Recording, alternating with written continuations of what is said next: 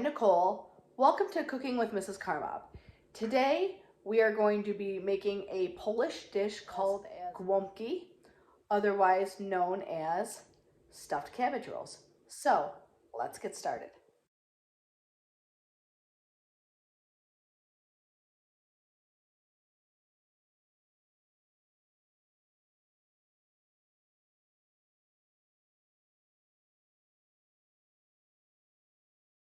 I will also have the recipe in the description for you guys if you want to make it. So stuffed cabbage rolls is a dish that takes time to cook. You can break it up and do it in 2 days, which is what I prefer to do.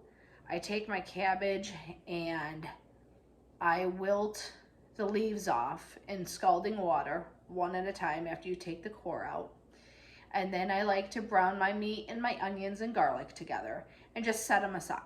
You can do that the night before. You can also cook your rice the night before. It makes the rolling process the day of much easier and you don't feel as rushed. So for the purpose of today's video, the only thing I did last night was I scalded my cabbage leaves. You're gonna have your cabbage leaves that are cooked. Just one whole cabbage, small to medium, depending on how many you want to make. And like I said, you can go ahead and do this the night before to make things a little bit easier because it can get a little time consuming if you try to do everything in one day. Obviously, the more inward you get with the cabbage, the smaller your leaves will be. So you go from very big leaves to very small leaves. And I do, like I said, I put my cabbage in after I have decored it into scalding water and I let it sit there just for maybe 2 to 3 minutes, and then I take it out and then I peel a few leaves off at a time, and then I put it back in and I repeat the process until I have all my cabbage leaves off. So that's why I did this process last night. So now we're gonna cut up our onion and we are going to brown that with our meat. And you're gonna want 1 medium onion and a ½ pound of veal or pork and 1 pound of ground beef. So you can see we have our ground beef, our onion, our garlic, and towards the bottom there we do have the ground pork. So let's go ahead and brown this. So when I make my cabbage rolls, I tend to make a lot at a time. Now, if there's any leftovers, that's another story because my family absolutely loves these. But I always put them in a nice deep roaster after I roll them. And you want to coat the bottom of it in tomato sauce so they cook in that. So I typically use a large can of crushed tomatoes. You can also use tomato sauce or tomato soup, whatever you prefer. And I don't put the whole can in at once. I will put a light layer down and then I'll put a roll of cabbage rolls and then I'll put some more tomato sauce over those cabbage rolls and then I just repeat the process. So we have our meat all browned up and drained. Make sure you drain it really well. Now we are going to cook a ½ cup of rice. When you cook your rice, you only want it semi-cooked. So only cook it for 10 minutes because it's going to cook more when you put the cabbage rolls in the roaster and you roast them. While our rice is cooking, we want our meat mixture to cool off completely. So we've cooked our rice for 10 minutes and I've drained it and hit it with ice cold water.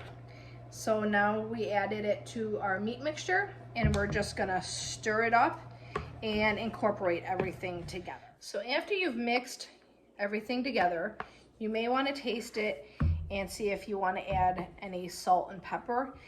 Also at this point, I do add some tomato sauce or tomato paste. I think it keeps the meat mixture more moist and it doesn't dry out when you're cooking it because you will be baking this for at least 2 hours. I've done it with tomato paste or tomato sauce and without. I prefer to actually add the sauce in my meat mixture. Like I said, it keeps it more moist when it's cooking and it doesn't dry it out.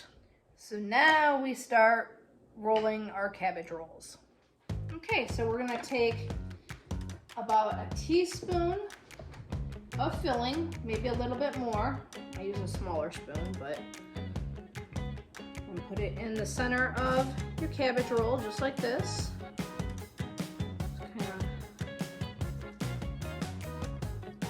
And you'll know how much to put in there. You don't want it overfilled because then it's hard to secure. So then what I do is I take these two like this, take a little blanket, take this one, fold it in, and then you start from the wide end and just roll. And then secure it with your toothpick all the way through. And there you go. You have your first cabbage roll. Just put it down in your roasting pan and start rolling some more. So we're gonna roll the rest of these up and then we'll show you the finished product.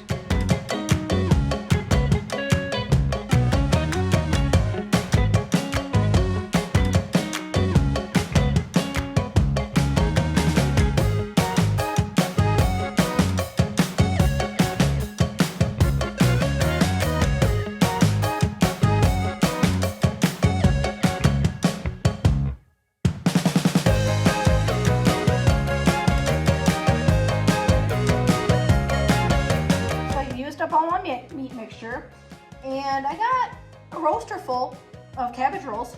I do have some cabbage left over. I'm probably gonna freeze that and then I can use it another time because there's actually probably a good portion left to, if I make more meat mixture, I could probably do another layer of cabbage rolls in my roaster. But for the three of us for tonight, I think that's good. So we're gonna bake them up for 2 hours.